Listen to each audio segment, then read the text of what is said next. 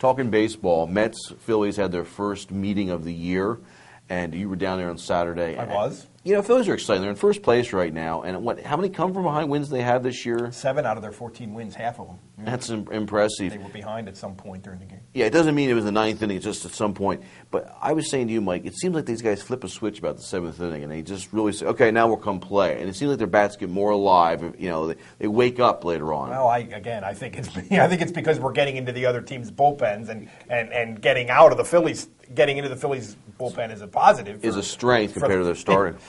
I was down the other week, name drop here, with my wife and also Jackie and Jill. I had quite a little harem going there. But we saw a great game. Ibanez hit a home run to bomb the ninth with Howard on base against the Padres.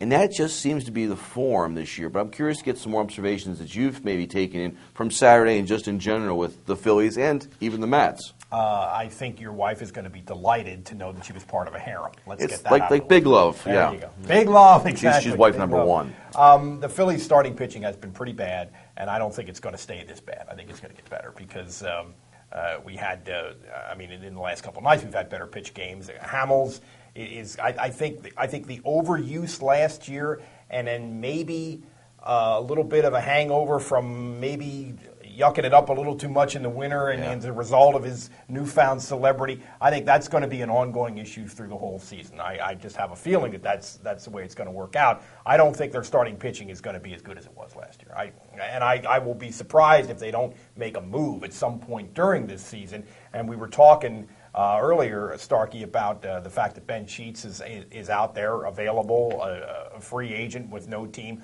Paul Bird is another guy who's out there. And there are going to be other guys that teams make available as they drop in and out of the pennant race. So that's going to be – the Phillies have been bullpen's been good. Defense has been very, very good.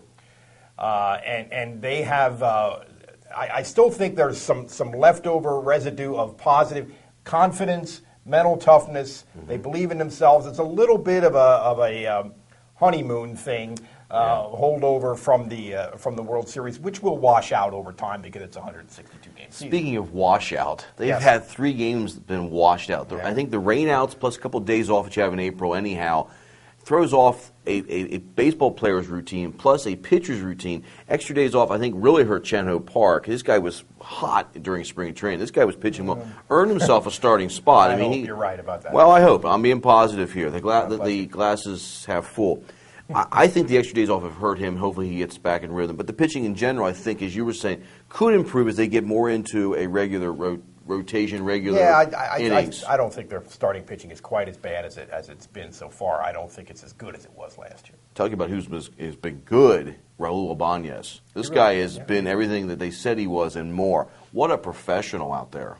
Yeah, he's been good, and he has not hurt them defensively, which, I mean, you go on the internet and you look at some of these Seattle Mariner fan websites, and they talk as if they would like to murder this guy for how awful he was defensively, and there's accompanying video and everything. I mean, but so far he's been very good defensively and very, very good offensively, and he's been terrific. He's given him more than Burrow could have given him, but again, a big caveat you got to place on this, which is we're 24 games into the thing.